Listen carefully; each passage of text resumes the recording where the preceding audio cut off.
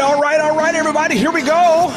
You have found the Winner's Edge podcast. It's time to roll, people. Are you ready? Here we go. 1, 2, 3. Welcome, everybody. My name is Brian Holmes, coming to you from Dallas, Texas. I am your hostess with the mostest, and we have an episode for you today that's going to rock your world. Special guest on the program today, Dr. Ben Bowers, hanging out with us. And, of course, as always, you've got the trifecta, the trinity, the three amigos. I'm not sure what to call them, but anyway, they're here or they're around somewhere. We got Byron Trog, Wichita, Kansas. We've got, of course, Jim Denzine from the cold state of Wisconsin, and possibly Terry may make an appearance. Who knows? But Terry Camp's always on and around the fence post here. But ladies and gentlemen, let's get this party started. Come on. Hey, I learned something, Brian. Just a quick video, Brian, real quick. I learned something really interesting about Wisconsin yesterday. Yeah? I saw a little post, and they said they had a top 5 beer drinking states, and guess which one hit number 1, and it wasn't even close. Wisconsin. The most drinking. Listen, man, it's so cold up there. It's so cold up there this time of the year. I mean, all you have to comfort yourself with is you got to drink something. Yeah, I guess so. Well, hot chocolate. Well, as long as we're here, because I see some friends in the north, the Canadians.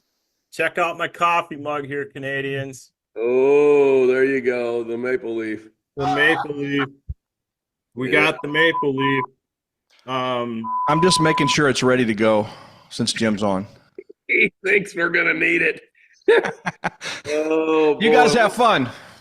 All right. Welcome in, everyone, to the Winner's Edge podcast. We got some fun stuff we're going to do today. We've got our good friend, Dr. Ben Bowers, that's going to be on here with us. We're going to be dialing into a little bit of the product of pHix and what's happened with that. And I think you'll be very, very excited about that. And JD, what's up with you today? Well, it's always exciting anytime we can get Ben to carve out time out of his crazy busy schedule. It's funny because people will call the time, how do I meet this guy? How can I get him? And the reality is, everybody, I want to make sure we say this, Byron, before we get started, is he's a rep just like you and I. He's a rep like everybody listening here, and I don't want to tell any part of his story or what he might share with us.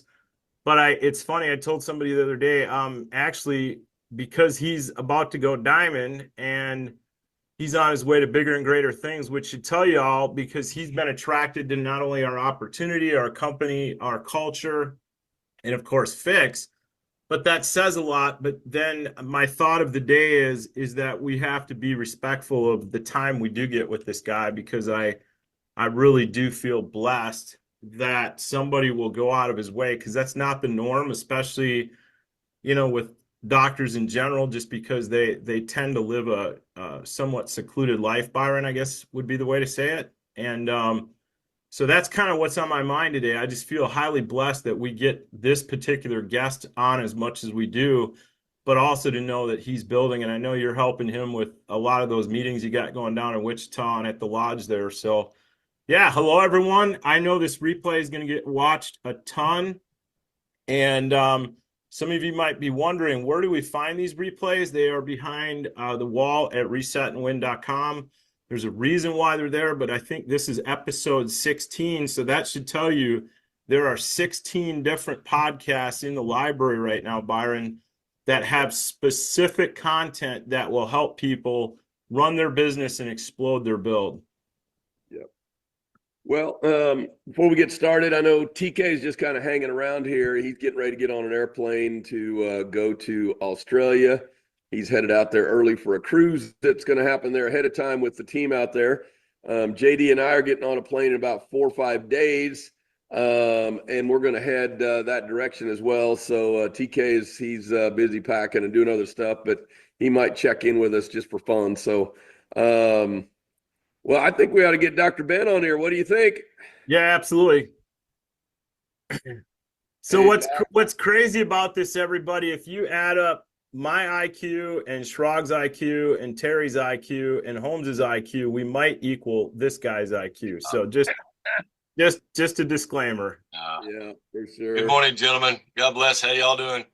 We're doing good. So, Ben, you and I live in a similar city here, I guess, not exactly beside each other, but we're within 20, 30 minutes of each other. And, you and I have had the good fortune of talking a lot. And, but, I want you just to start this, just to maybe brag on yourself a little bit, and just I know you don't like talking about some of the stuff, but I mean, you created a research company. You're an epigenetist, if I'm saying the word right. You got a functional medicine background for now about 40 years. You've done all these things that are really amazing, and so you come with a lot of knowledge and information that what we're gonna talk about. It's not just somebody that knows a little bit. You've spent your whole entire life in this world for the most part. So just talk a little bit about that. I know I already said a few things here, but there's a lot of folks that are watching the podcast. They have no idea, what the blessing is for MPG to have you part of what we're doing, and highly involved in a lot of the different things that are tied to the product. And anyways, we're just excited you're on here with us. Appreciate you a bunch. Thanks, guys. Appreciate you both. Just kind of a little side note, just something to think about. In what I like to say is the word passion. We all have different passions for what we want to do and why we do what we do, or why we don't do what we don't do. The old concept in biblical patterns, we all know what to do, but sometimes we just don't do it. So I didn't come into this world with this kind of knowledge or wisdom or whatever. God gave me a reason. My high school sweetheart, my bride that we married, had several kids. After our second child, she came down with a very strange disease, and we traveled all around the country to doctors trying to figure out what was wrong with her. And after about 8 years, they identified a very rare condition that she had. It was a Mel's disease, and there's only been 37 women in the world at that time that had it, and they basically gave her 2 to 3 years to live.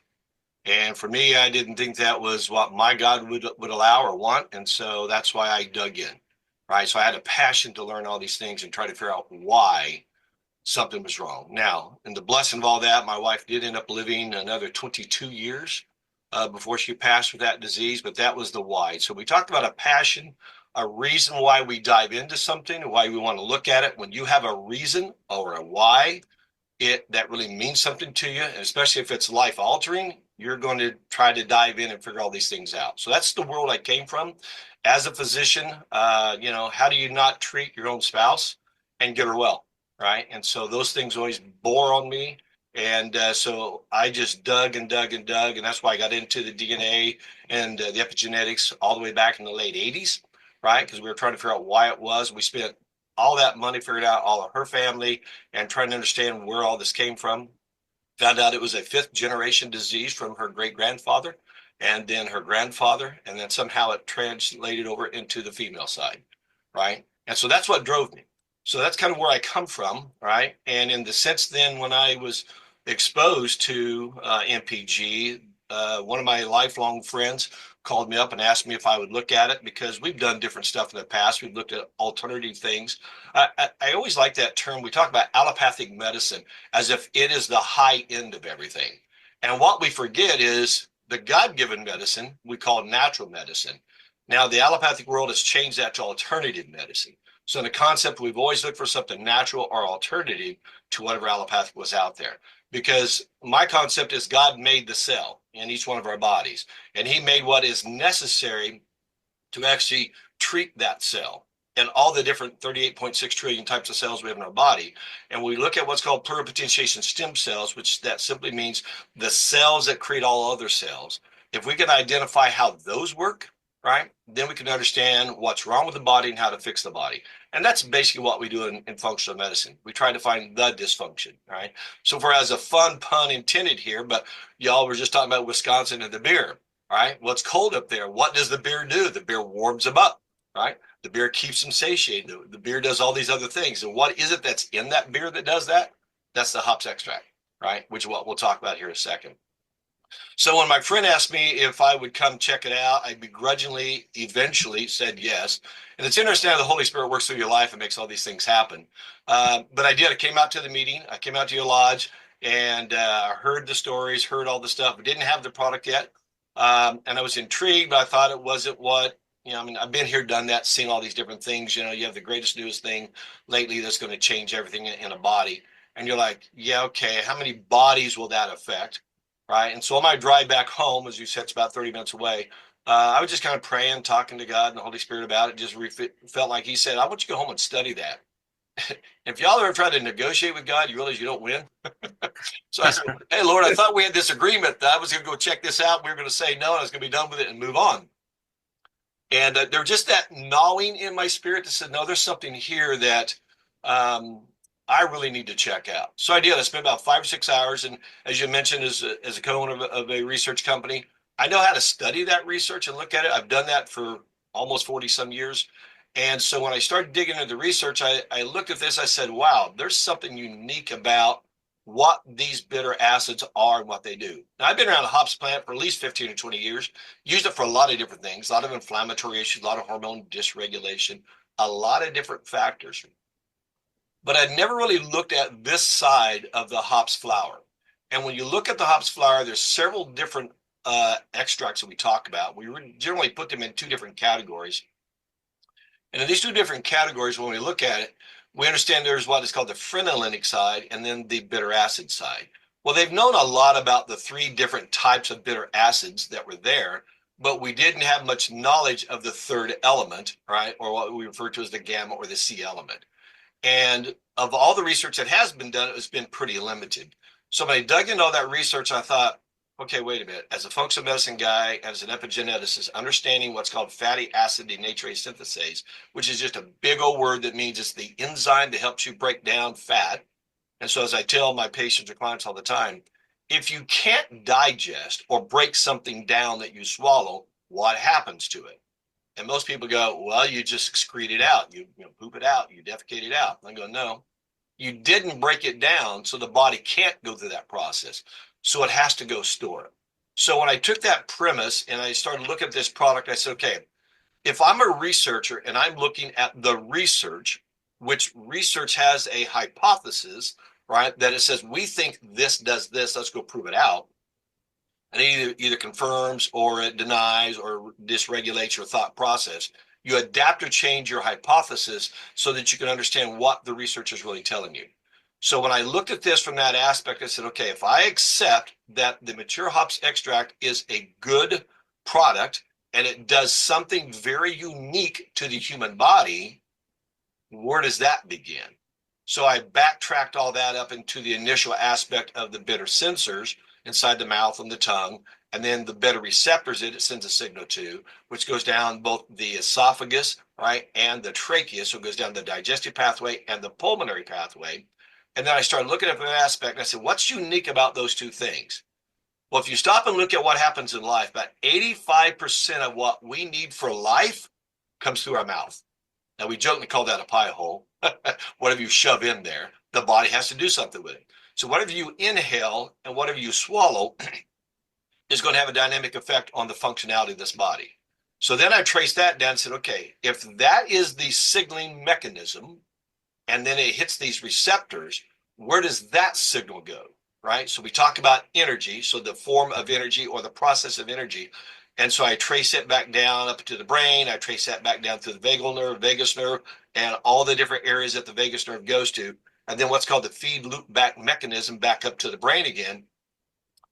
And when I looked at that, I said, okay, if hops does all of these things, or the hops extract does all these things, what can I potentiate would happen to the rest of the body? Okay. And so when I started looking at that and realized that we were getting into the side of the body's utilization for production of all cells, right? And then the repair of all cells, now I could extrapolate what that's going to happen next. And we call that crossover research. So when we look at the basic concept of research, and the highest level of research has been done on the hops extract, I said, all right, if my hypothesis is that this is true, the extracts are going to do what we think they're going to do, what's the domino effect down the body? So after I kind of went through all this stuff, I said, okay, I got to get my hands on the product. I came back out to a meeting. We eventually got the product, ordered it in.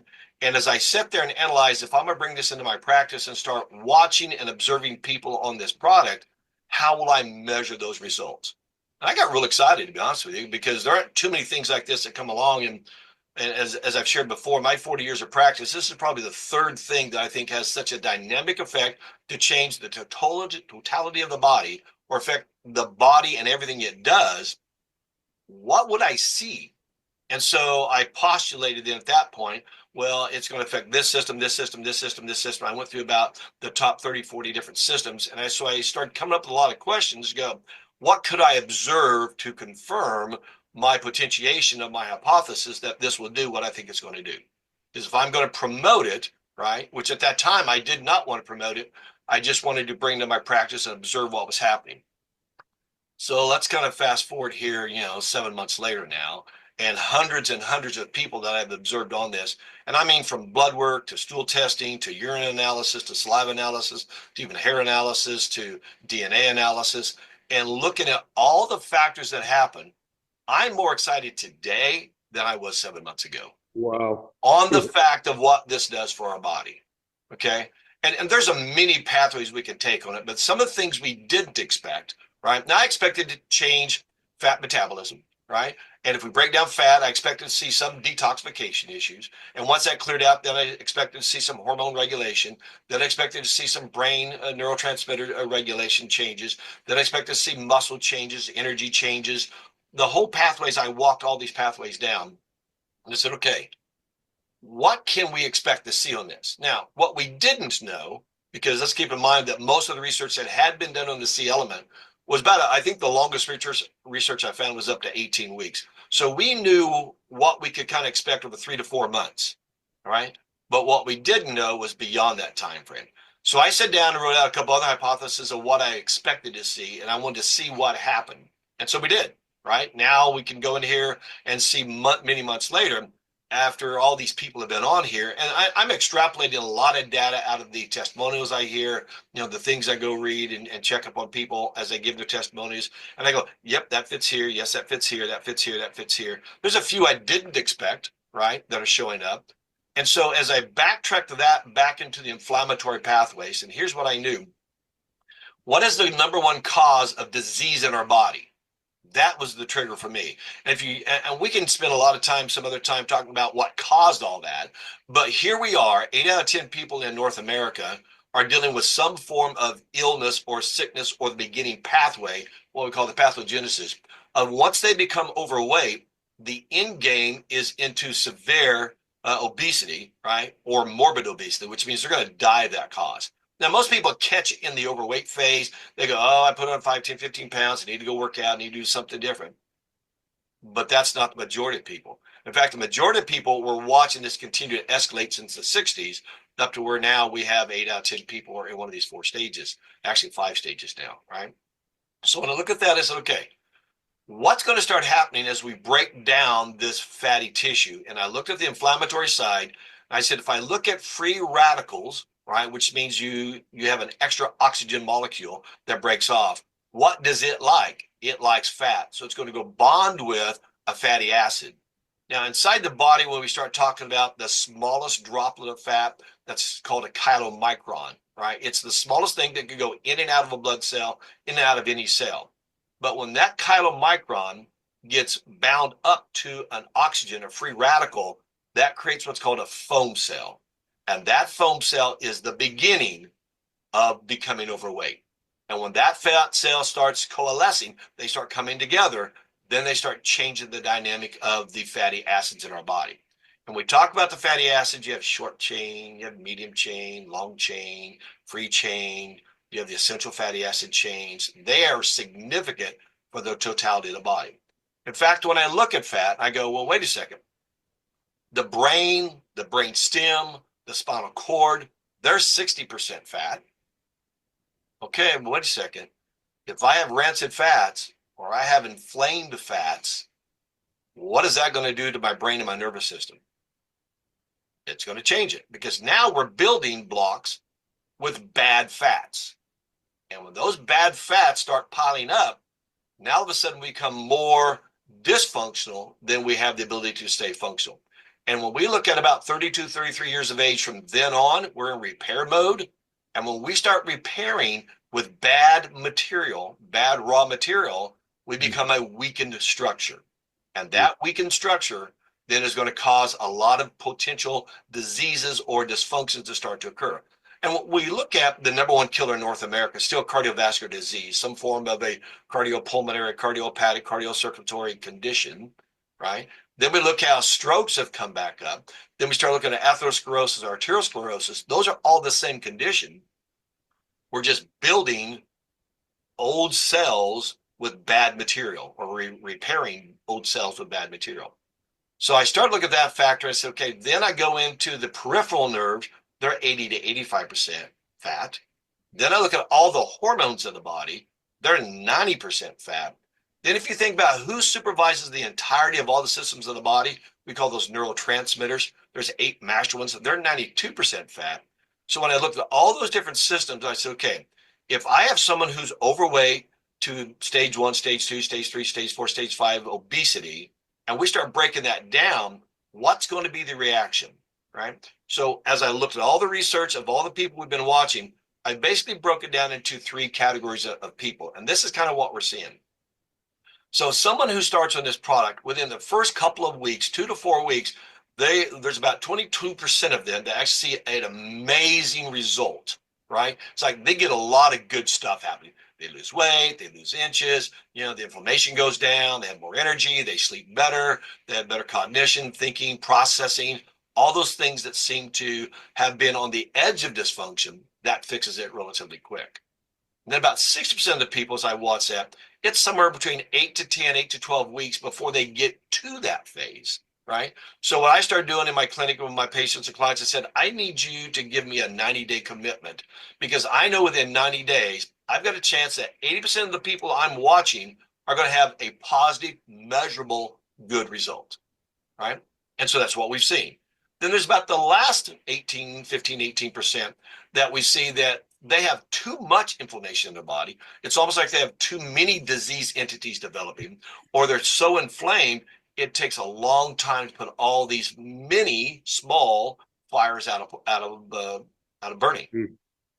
And then once it does that, now can build up enough reserve of energy to go after the bigger disease entities, or the bigger fires, if you will. And so what we're seeing in those, and I went back and tore apart the research again when I kind of got this phase, I said, wow, what we saw is that up to 60% of the people didn't get massive results until after week 12 to 14, right? And then the research showed that after 18 weeks, when they concluded the trial, they then watched another 18 weeks to see what happened. Now, they're no longer on the product the second 18 weeks, but the body continued to perpetuate the condition, right? Meaning that the efficacy of what they had taken sustained, and the potentiation continued. And only less, I think it was less than 2%, and he even gained weight back. Then they took another 18 weeks, and this is 4.5 months later. So now we're into 9 months later, and less than 5% for sure had gained that weight back. So when we talk about the longevity of the potency and efficacy of this fixed product, it's going to do massive things. Now, I stopped then at that point and said, well, wait a second. How long should a person take this product? And what I came back and analyzed was in the inflammatory cycle of what's happening in our body. So I said, well, if you don't change your diet, if you don't start moving, if you don't start hydrating, if you don't get better sleep, if you don't do all the right things, you're potentially just resetting yourself up for another crash, right? So I came back and said, okay, what would be the long-term aspect of taking this product, right? And I looked at a lot of different conditions of people, a lot of different diseases. I mean, a lot of different people, from bone fractures to cancer to heart conditions to lung conditions to kidney to liver. The list was pretty massive that I've looked at. And here's what we figured out. The longer someone stays on the dosing of this, at least 1 dose per day, they will always have a potentiation for repairing the body with better cells. So I started looking at the pluripotentiation stem cells again. It's okay. If this triggers the right reaction, to give us good cells to start rebuilding, how long would that process take? And so in the genome aspect, when we talk about the building message or the blueprinting message of what happens, when you turn that on, all of a sudden it can take weeks or months, and some people even years, to change the slide down the hill, what we call the derogatory effect that they were in, and to stop it and then reverse it and go back uphill again till we got back up to what we jokingly refer to as a younger age. And that's kind of what we're seeing after 7 months, is that we've stopped the slide, turned it around, and they're coming back uphill. A lot of people got there quick. Basically, the younger people, the healthier people, the ones who are already working out, the ones who are already watching their diet, the ones who have vitality in their lives. So those somewhere between 21 and 33, they're going to go there quick because they haven't slid down. But the older we are, the further down the hill we were, the more we got to come back up. The interesting thing I started noticing is it doesn't take years to feel and see the difference in your body, right? Just on the phone with a 27-year-old gal, she goes, my hair was falling out. And she had a lot of other conditions that we've been dealing with. She goes, all of a sudden that stopped and I have to do hair growth. Well, I would expect that at a 27-year-old, but not so much at a 67-year-old, right? It's going to take longer to rebuild those things, if that's even still viable. And we've talked in the past that the body's going to build a bridge where there's a dysfunctional bridge or an inappropriate bridge to go across. And I believe when I look at this hops extract, it's not that it's the magic, if you will, but it's the pathway of initiation, that it stops that pathogenic aspect into obesity and it goes into a neo pathway or a neogenesis pathway where it starts rebuilding the body's ability to get younger again, or less older, if you really want to say it that way. Okay. So it's amazing things I'm seeing. What I hear you saying, Ben, is that what a big part of what it's doing is it's almost like flipping light switches back on that were turned off. Correct. It's a great point. And when we first launched this product, we knew about the fat loss, but we had no idea what the long-term health benefits are going to be. And now through what you're doing and a lot of other people that are involved with us, they're starting to recognize that, the longer they're on it, I like how they're sliding down a hill and it stops that and pushes it back up. And this is the reason why, some people see something very quickly. Some people, it takes a little bit to see a result. How important would you say it is if you're going to really understand? Because a lot of people that they see what we're doing here and they think, well, this is just, I just want to lose some weight. The mindset of losing weight is to use a scale. What do you think the best measuring tools are, and you've come up with a bunch of different strategies there. Maybe you could share some of that.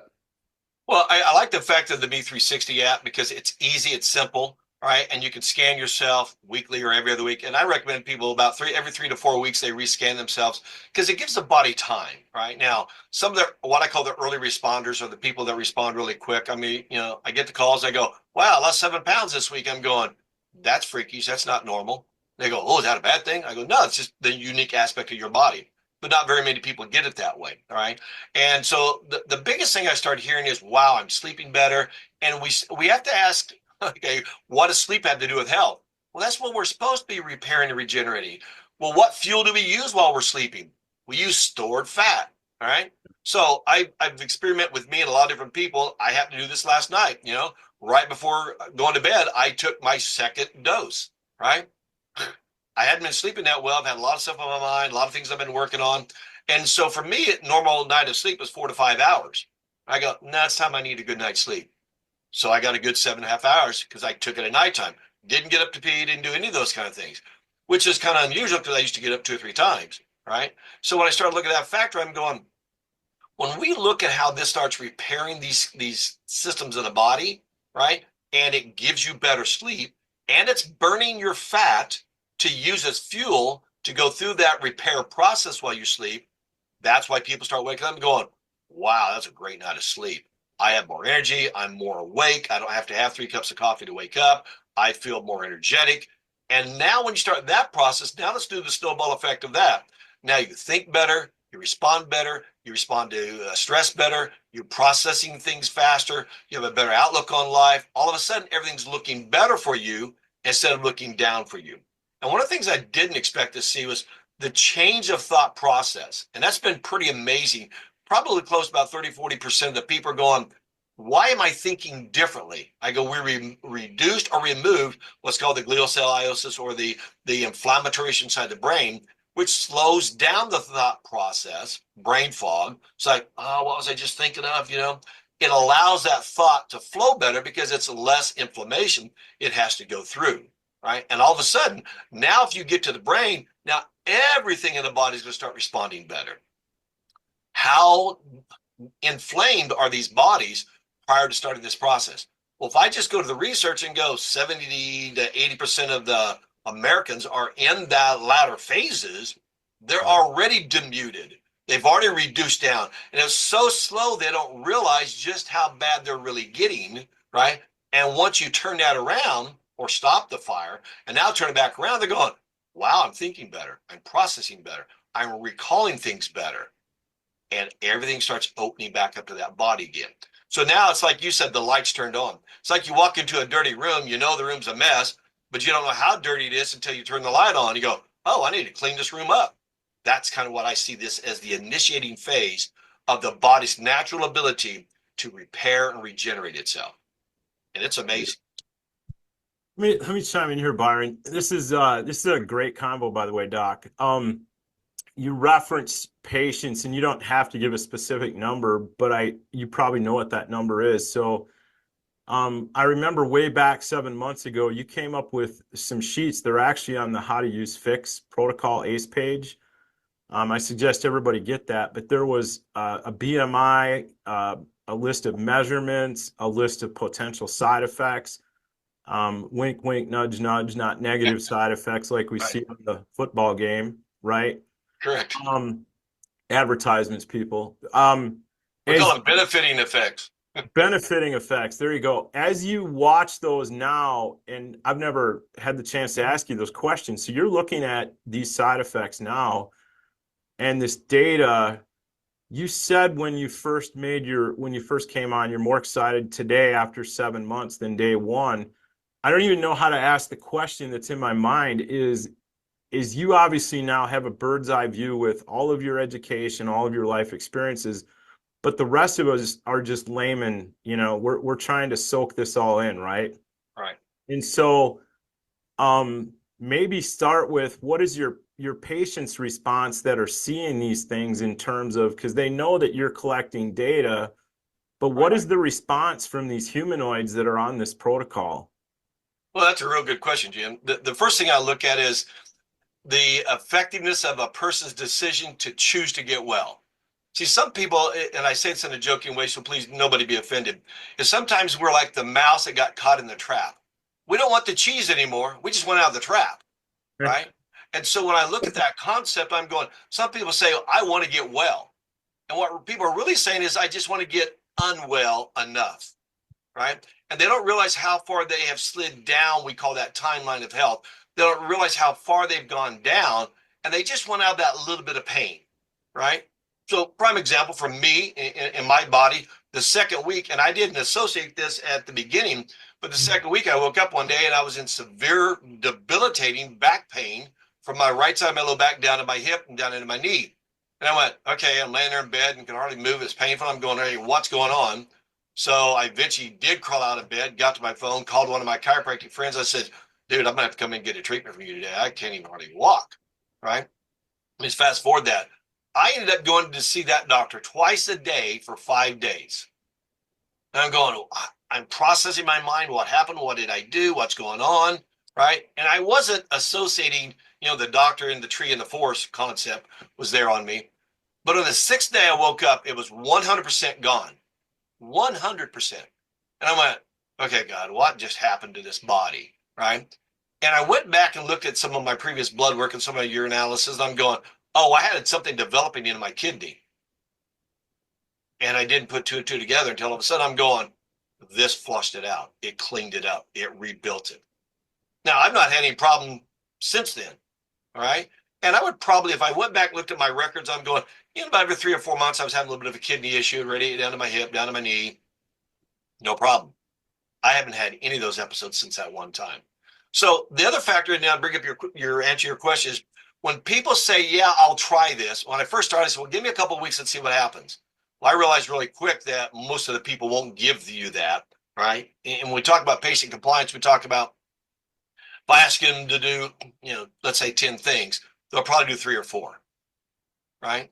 So then I came back, and as I started analyzing what I was actually seeing those first, 10 or 20 people, I'm going, if I'm going to get these people to get healthy, I'm going to have to go into the secondary category. We have to go out this 90 days or 120 days. So I have a lot of people have a lot of serious health issues. And so for them, I took a 1 to 2 week ramp up phase onto them, and then asked them to give me that 3 to 4 months after that. And if I got them through that 8 to 10 week time frame, and we flushed out all these problems and we started seeing some results, then they can start seeing something significant to them. Hey, I'm having to go up an extra belt loop. Hey, my bra strap, I'm having to tighten up differently. Hey, I'm not breathing or having as much difficulty breathing now as I used to. I can, carry the laundry basket and not have it hurt me or cause me to be short of breath. And when I started seeing those factors, and I'm doing the blood work, doing all the analysis, and I would sit down with that client or that patient, and I would say, okay, here's what I'm seeing, but here's kind of what I'm expecting, right? Let's give it another 3 months to see where they are. Now, I say all that to say there's about 10 to 15% go, oh, I can't do this. It just hurts too much. I'm just going to stop. And they do. I can't control that, right? I can try to educate them and let them understand you're going to go through what I call this flushing mechanism. And all the hundreds and hundreds and hundreds of people I've watched, right? I'm going, it takes about 7 to 14 days to something to flush. If they have a severe illness and I start them slow, that's going to take 3 to 4 weeks for them to flush. But once I get that body's ability to turn the tide, in other words, stop the inflammatory issue, instead of sliding downhill, they stop. Now I can go, okay, wait a minute. We've stopped our slide. Now, how do I rebuild the body? How to repair the body? How to regenerate health in this body? And that is sometimes for some people a very uphill battle. But the longer I keep them on it, the more they seem to steady prosperity, right? Steady plodding brings prosperity. And the more they stay on that pathway, the healthier they're becoming. And that's what I'm seeing for at least about 70 to 80% of the people, Jim, that if they'll make that commitment, go, wait a minute, I didn't get this way overnight. It's taken me many, many moons or many, many years. How many is it going to take to rewind that or rebuild that? Now, in epigenetics, we talked about there's this time issue. If I go back 20, 30 years ago when we were really starting to understand the beginning aspects of some of the genome, I asked people, this sounds crazy, give me 10 years and I think I can change that body. Right. And it happened, right? Well, now let's fast forward 20, 30 years later. We now have more understanding and knowledge and more specificity that we can go in and go, I think I can change that body in 2 to 3 years. And some people, I think I can change it in 18 to 24 months.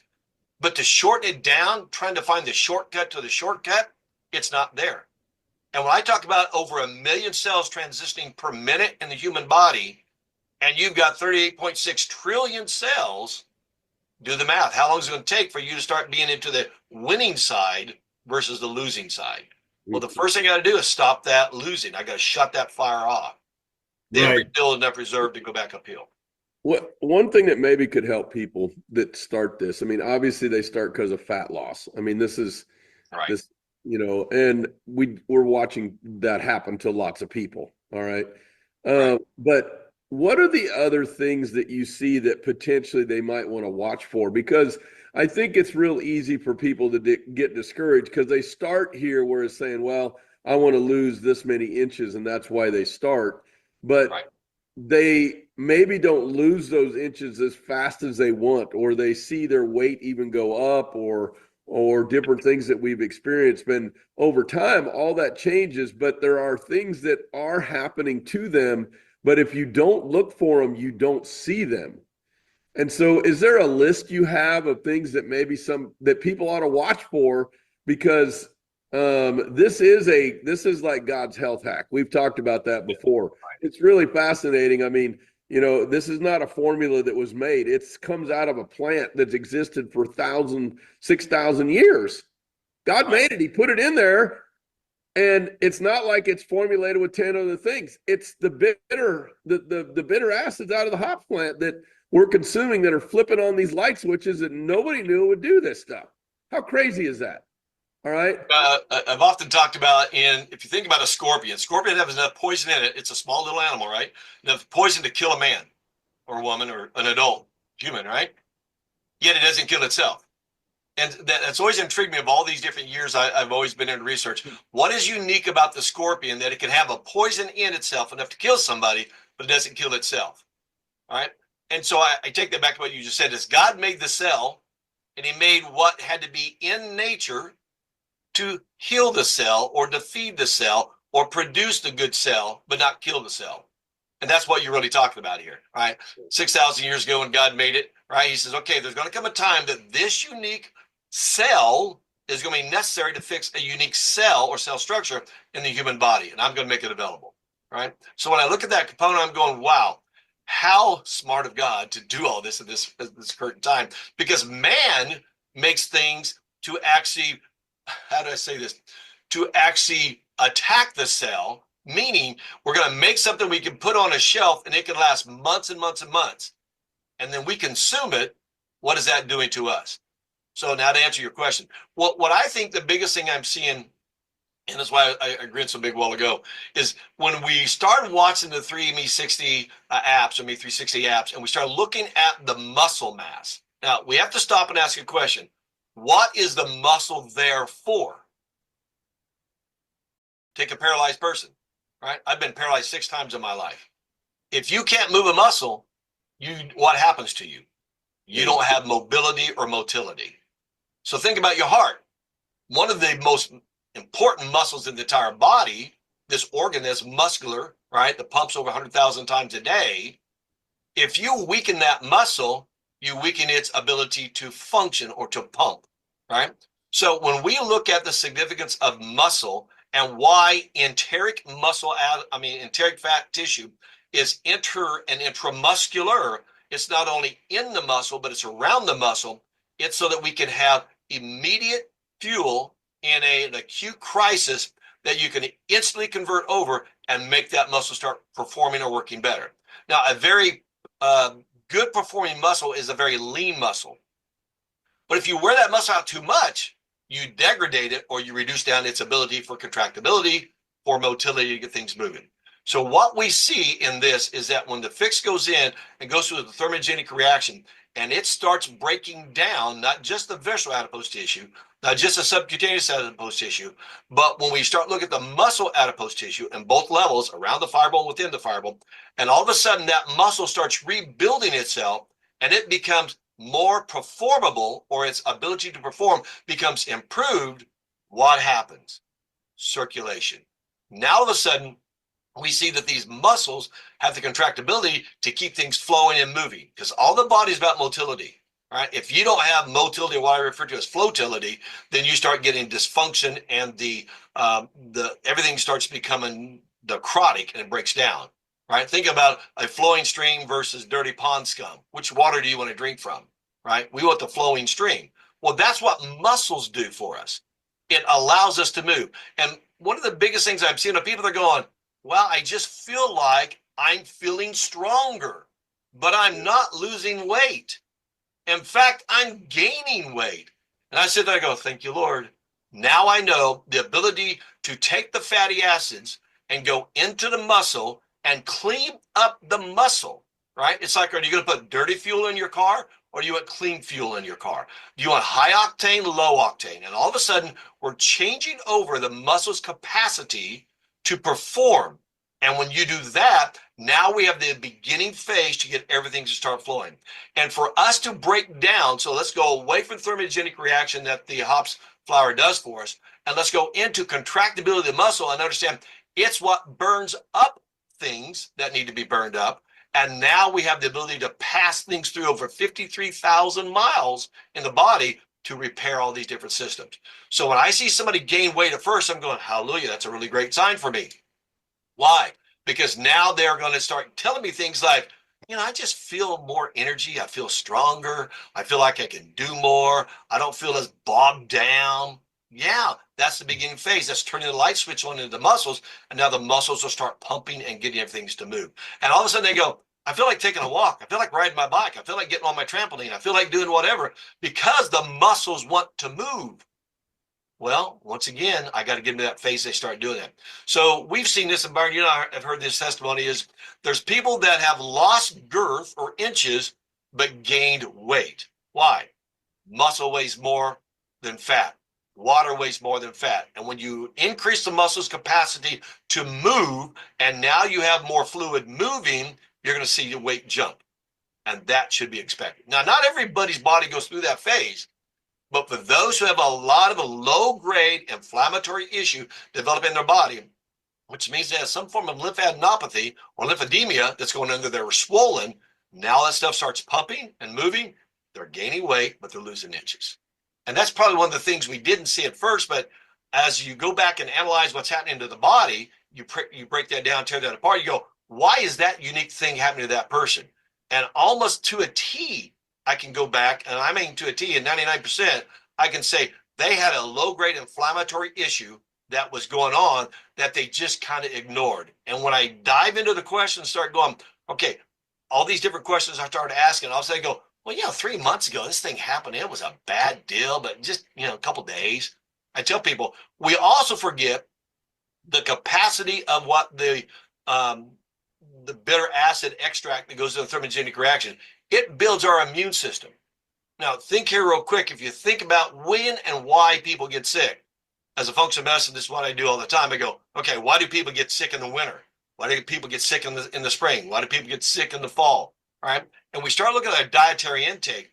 And the real issue is that when you degrade or you reduce down an immune reaction's ability to rise to an infection or rise to an inflammation, and you weaken the system, but you're not repairing and regenerating that system, in about 2 to 3 of those examples, now you crash, right? And why does everybody show up in December and January getting sick, other than the cold weather, which then affects them, and the body's gone through a thermogenic reaction to try to boost that immune system, but they keep eating inappropriate or doing inappropriate things, or they have this low-grade, either inflammatory issue or infectious issue, it drains their immune system down.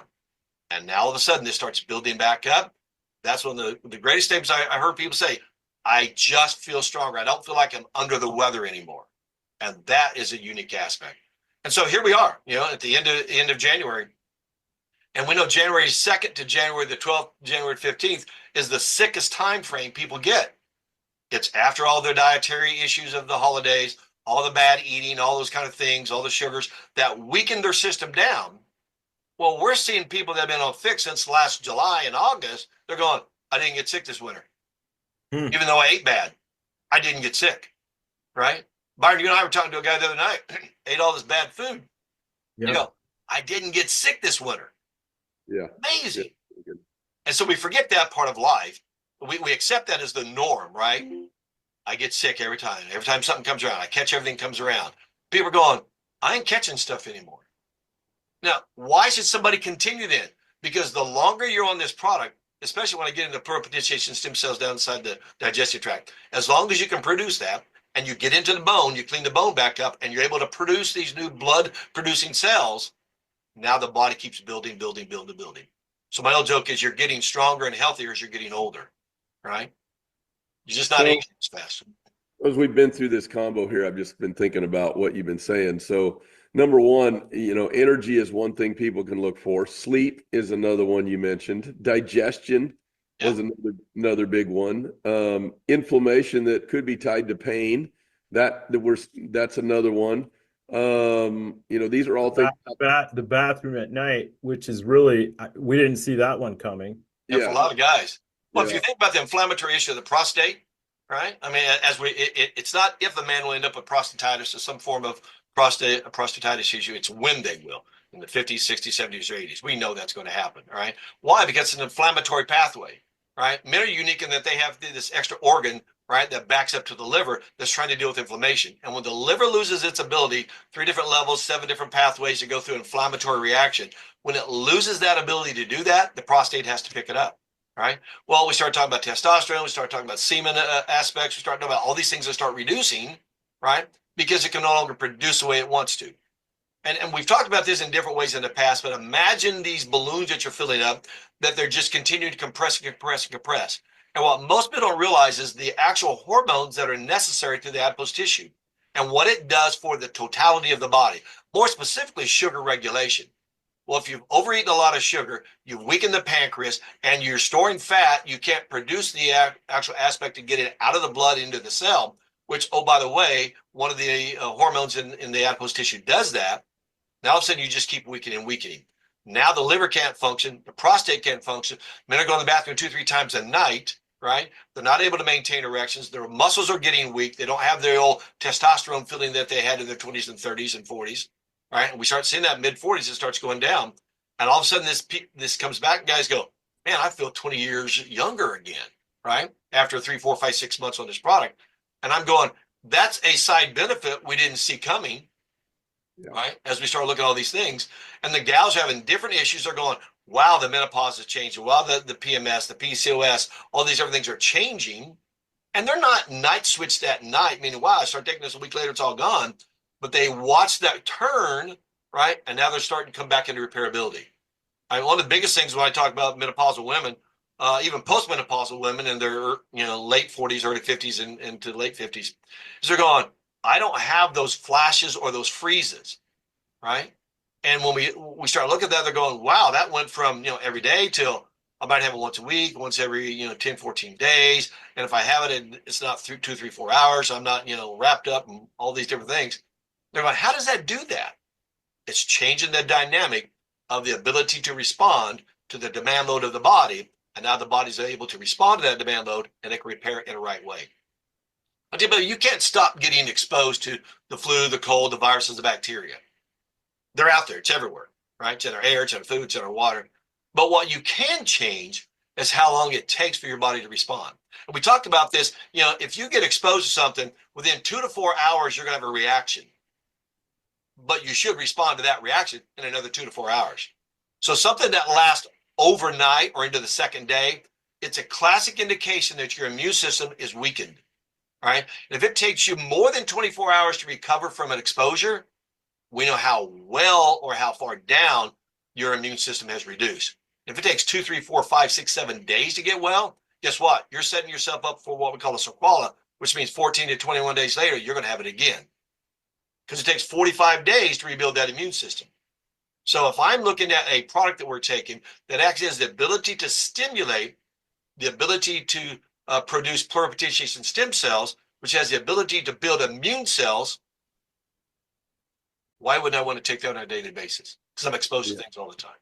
What's crazy, Byron, is I listen to Ben, and you and I have had the honor and privilege to be around him quite a bit. You weekly. This is crazy. So you hear this stuff a lot, and I'm sitting here listening to him, and I'm thinking, how crazy is it that when you and I got on that first phone call, the first thought, Ben, was, hey, you can squirt this in a beer or a glass of wine, right? And it's going to boost your metabolism.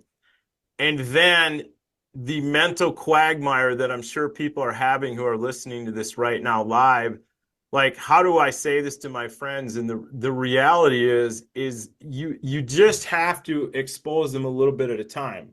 And because you see this as a doctor, you can't force people to want to get healthy, right? And I'm going to let you pick this up, Byron, in a second, but a week ago, actually it was 2 weeks ago tomorrow, remember we were at that one restaurant up in the Twin Cities. One of the people we met, he had shared with us that he had been on a GLP-1. He's been off it for 6 months because he had one of the side effects they describe on the commercials. And to this day, still dealing with that side effect is very negative.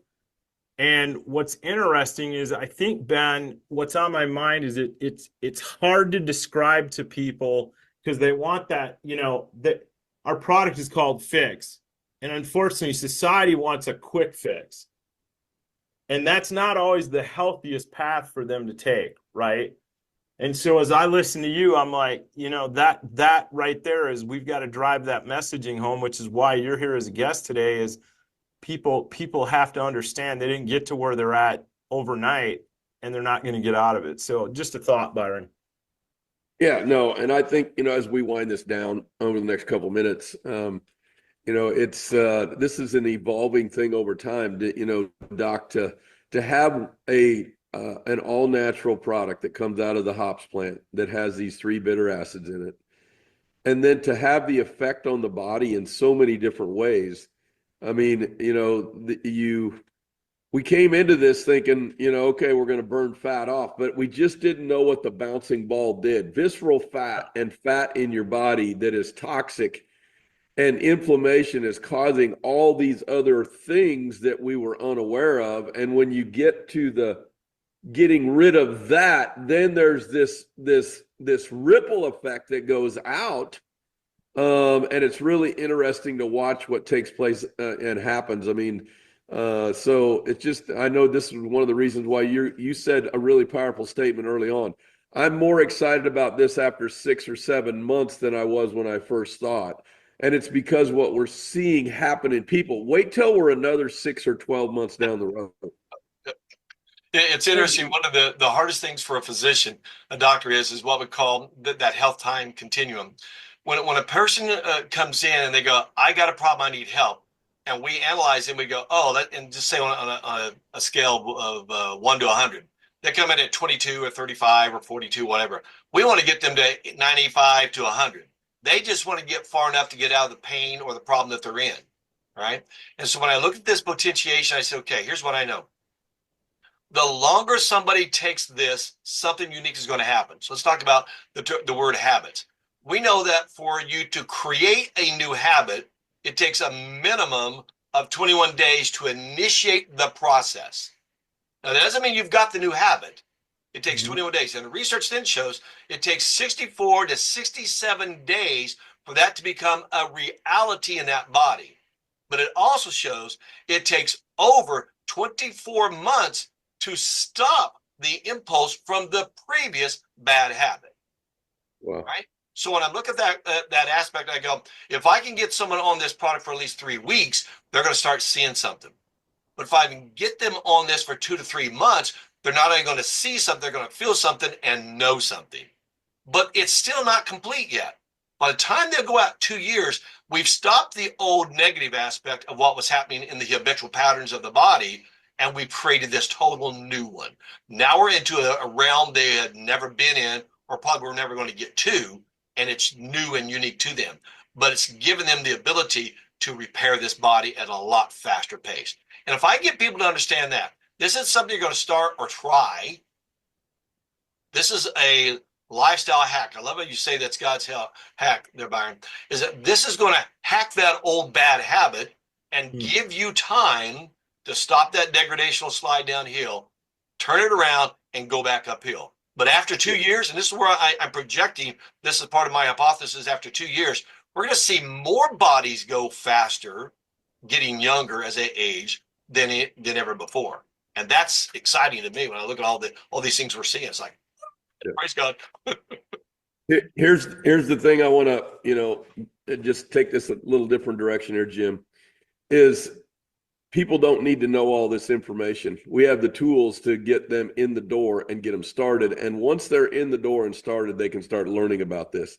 I think what's important to know from a marketing perspective here is pHix absolutely attacks, the visceral fat. And this is what people are going to come in for. And then once they join us, once they walk through the door, then that's the time to help them identify, okay, you should look for these other things. This is why we built these protocols, Jim, in the ACE platform. These are the protocols that you need to look for. And as people dive into that, then they can learn more and more. But if you're the person on your listening saying, I got to know all this stuff before I tell somebody, what you're doing is you're cutting the life cycle of the number of people that you could actually help with this.